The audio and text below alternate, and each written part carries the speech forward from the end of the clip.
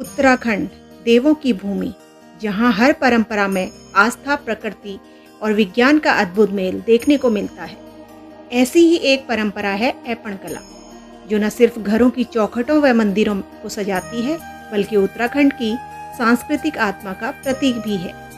यह कला लाल मिट्टी, जिसे गेरू कहा जाता है, और पिसे हुए चावल के घोल, जिसे बिस्वार कहा जाता है, से बनाई जाती है। लेकिन इसके पीछे केवल सौंदर्य नहीं, बल्कि गहरा आध्यात्मिक और वैज्ञानिक आधार भी छिपा है। तो दोस्तों, फिर से स्वागत है आपका डीपी क्यूरियोसिटी हब में, जहां पर आपको आध्यात्म और विज्ञान के आपसी संबंध के रोचक रहस्यों के बारे में जानकारी मिलती है। अगर आपको ये जानकारी अच्छी लगती है तो इसे लाइक करें और ज़्यादा से ज़्यादा लोगों को शेयर करें, और चैनल को सब्सक्राइब करना बिल्कुल ना भूलें। ऐपण कला की शुरुआत उत्तराखंड के कुमाऊं क्षेत्र से हुई। ऐपण शब्द संस्कृत के शब्द अर्पण से आया है, जिसका अर्थ है समर्पण। यह कला देवी देवताओं को समर्पित की जाती है। हर शुभ अवसर पर, जैसे विवाह, नामकरण संस्कार, यज्ञोपवीत, व्रत, त्योहार या नए कार्य की शुरुआत पर महिलाएं अपने घर के आंगन, दरवाजे व मंदिर में ऐपण बनाकर देवी देवताओं को आमंत्रित करती हैं। ऐपण कला सदियों पुरानी परंपरा है। यह मिट्टी, रंग और आस्था का संगम है। पुराने समय में जब घर मिट्टी के होते थे तो महिलाएं गेरू से फर्श को रंगती थी और पिसे हुए चावल के घोल से उसके ऊपर विभिन्न प्रकार की आकृतियां बनाती थी, जैसे स्वास्तिक, कमल, लक्ष्मी पद चिन्ह, चक्र आदि। हर आकृति का अपना महत्व और अर्थ होता था। स्वास्तिक शुभता, समृद्धि और सकारात्मक ऊर्जा का प्रतीक है। कमल पवित्रता का और चक्र ब्रह्मांडीय गति का प्रतीक है। ऐपण सिर्फ कला नहीं है, बल्कि एक साधना है, जिसमें हाथ रचते हैं, मन शांत होता है और वातावरण शुद्ध बनता है।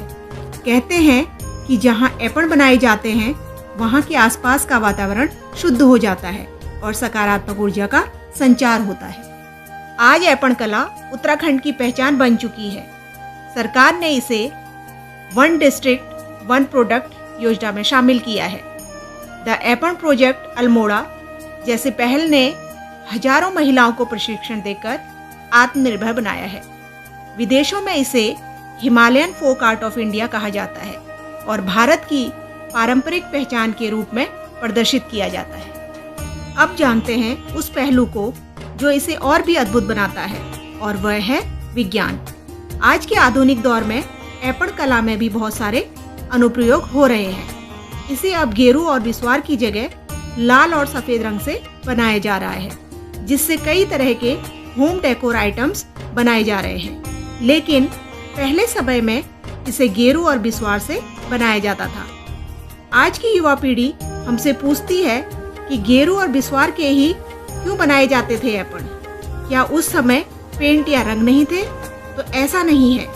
गेरू और बिस्वार का प्रयोग करने के पीछे हमारे पूर्वजों की वैज्ञानिक सोच थी।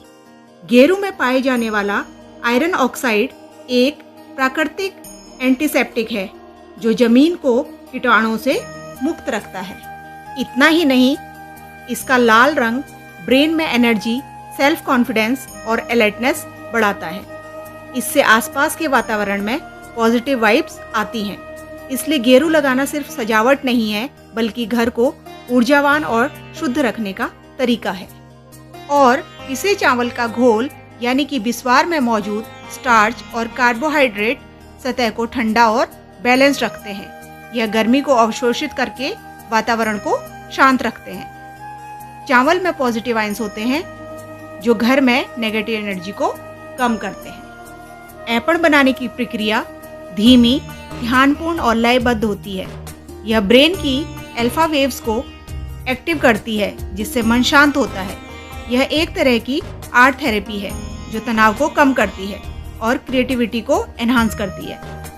इसे दरवाजे, आंगन और पूजा स्थल पर बनाने से घर में पॉजिटिव एनर्जी फील्ड क्रिएट होता है, जो कि वातावरण की नेगेटिव एनर्जी को बैलेंस करता है। कभी जो कला धार्मिक अनुष्ठानों तक सीमित थी, वो आज महिलाओं की आर्थिक पहचान बन गई है।